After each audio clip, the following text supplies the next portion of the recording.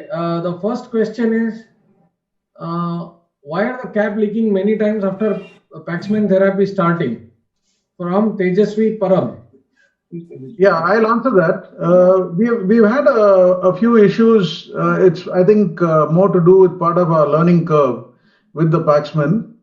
And as you said, a lot of time it has been with the either the rivet or our own understanding of how to handle the caps. And that is why we've had problems. And these issues are part of our learning curve, like with any other technology. And with most of the, I'm sure most of the users will confirm that as they have gone ahead with more therapies, they have become more comfortable with the system. What is the next question? The next question is, what are the chances of...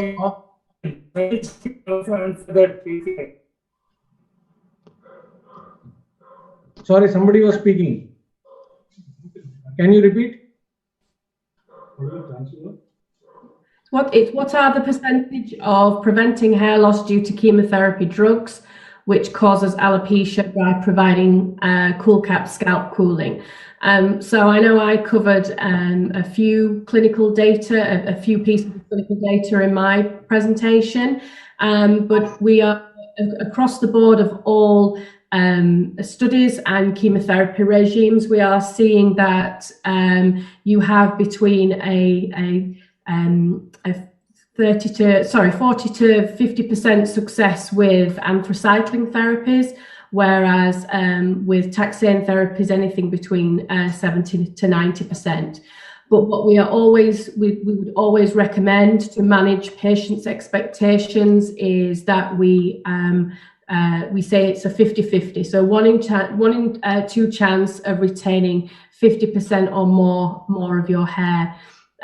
We do have now on our latest and our brand new website for Paxman, which is coldcap.com, and you can actually add in the country that you are in. There is a decision-making tool. So this is a really helpful tool for patients and for you, the nurses and clinicians, to add in. You can go and add in the drug, and you get an even better percentage if you can put in the dosage as well. But this is the main aim as well, is for patients to retain 50% or more of their hair.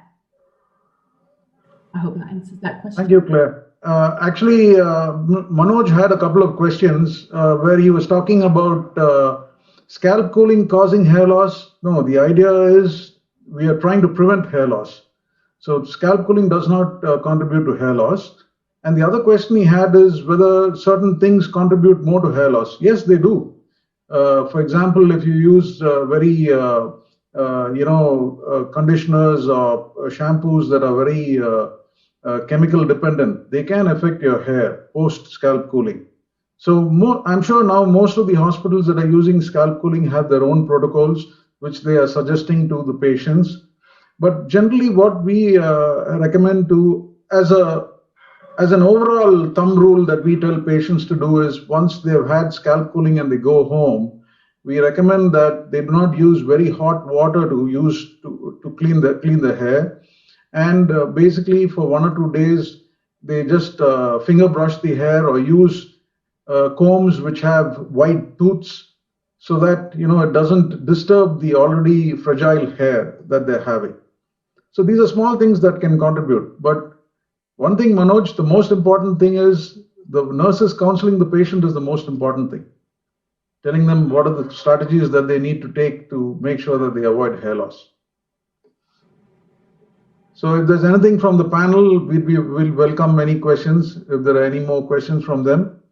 If not, we'll pass on to Claire. So any questions? So shall we proceed with the closing comments from Claire? Okay, Claire, it's all yours. I had a question. Yes, doctor. Gautam had a question. Yeah. To Mrs. Clara. Yeah. No, I just wanted to know, ma'am, what percentage of patients are opting for scalp cooling, like other countries. Just want to have an idea, like in UK. Sorry, you broke up a little bit then. Could you? I think Dr. Gautam's question was what percentage of patients, like for example in the UK, opt for scalp cooling?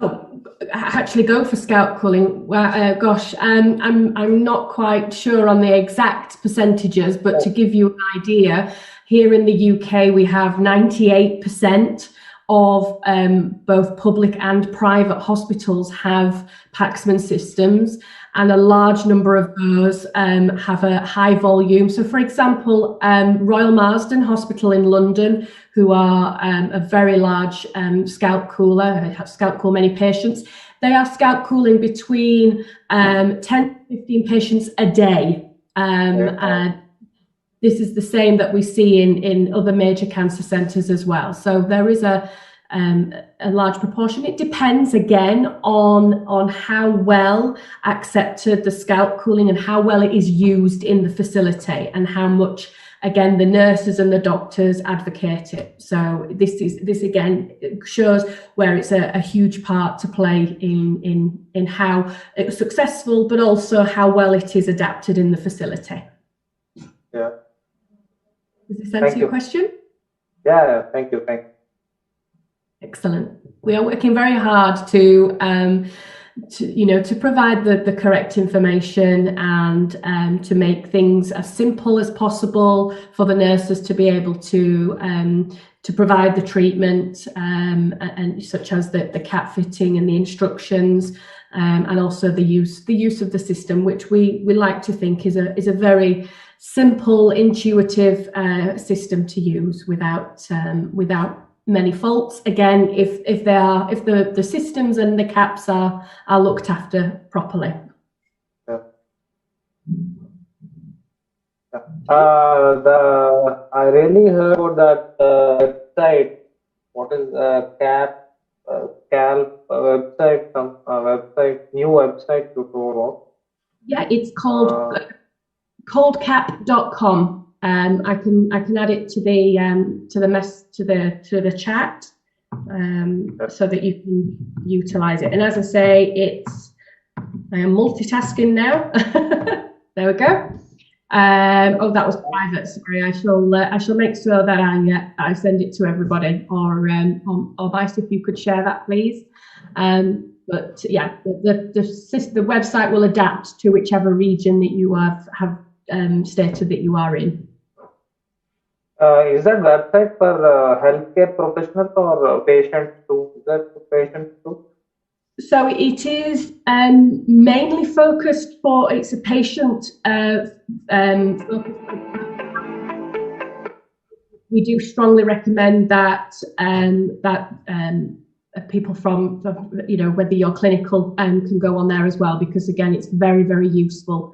There is some excellent tutorial videos on there as well, and lots of helpful information in terms of managing expectations of scalp cooling, how patients can prepare themselves, what to take with them for treatment, and how best to look after the hair during treatment as well.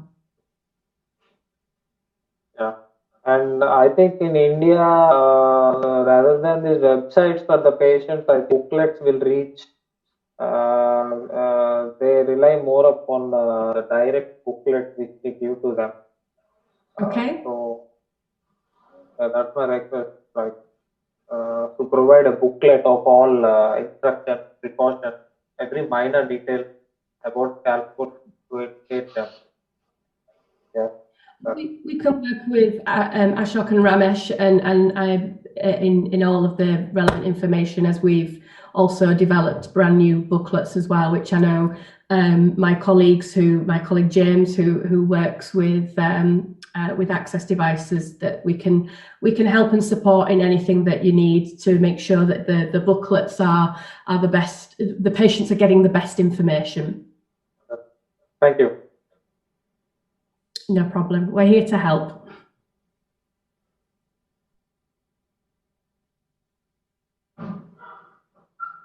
Yes, Claire, is there anything else you'd like to add as a closing comment? I think we have reached the end of the thing. Before you start, there was one question from one of the sisters who wants to know if the scalp cooling is comfortable for the patient. If I can answer the question, I would say yes, but it takes a little getting used to. This has been our experience. Initially, the patient may feel a little uncomfortable, which is why it's necessary for us to counsel them and tell them that initially, because this is at almost 0 degrees, they are going to feel a little uncomfortable in the beginning. But once the chemotherapy starts, it's at a very comfortable temperature for them to manage.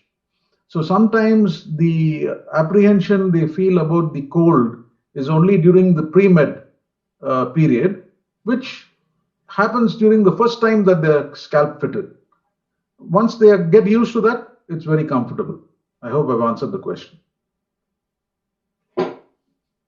Yeah, and I think I will echo those comments as well. It is the first 10 to 15, 20 minutes that if people find it uncomfortable, and it is just about the fact that you are acclimatizing, because we are rapidly taking the temperature of the head down from around 37 degrees down to a temperature of between 18 to 22 degrees Celsius. This is the optimum temperature for scalp cooling to be successful. So we're doing that in a very, very rapid succession. So if to give an example for if people have jumped into the sea and it's very, very cold, your body acclimatizes to it. Again, if you have anything cold or go into a cold bath or an ice bath, it is very similar. Your body takes a little time to acclimatize. But using certain measures, again, to making sure the patient is as comfortable as possible, ensuring they have protection on their forehead. You saw in the demonstration earlier that they had protection on the forehead. This is so avoiding that cold cap touching any of the skin. This helps massively.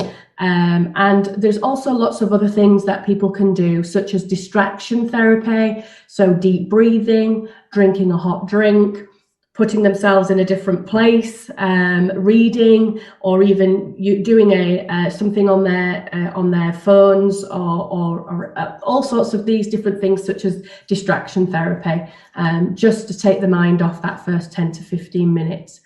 But we do see that less than 5% of people do actually stop due to it being uncomfortable.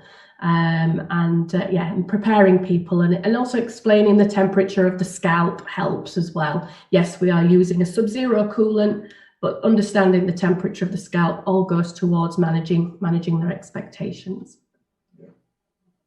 Okay, would you like me to close on to finish some remarks? Okay, so, it's been my pleasure to be here as a representative of Paxman today. Thank you very much to Access Devices for both running this webinar and for inviting me. There's been lots of information that's been shared today. I hope it's been incredibly useful for you all and for you to see just how vital and important a role that you do play in helping people to go through their cancer treatment. Again, I'd like to think that you can see that the simplicity of using the device, the importance of the cap fitting, and ensure that that cap is fitted correctly and that you are using the correct size cap.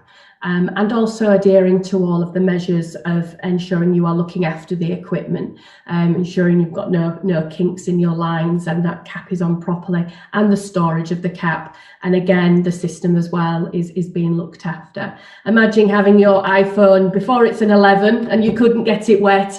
These are similar things that we need to look for. But it would be an absolute pleasure to have anybody and to as part of the Paxman family. I hope that you saw from my presentation at the beginning, it means the world to us. We are on a mission to improve the effectiveness of scalp cooling, and with the Paxman we've made lots of improvements along the way, and we continue to do that, and with the fantastic support and partnership with Access Devices as well. So thank you from me, thank you from the Paxman family, and I do sincerely hope that you found it interesting and useful. Thank you so much. Thank you. Thank you. Bye-bye.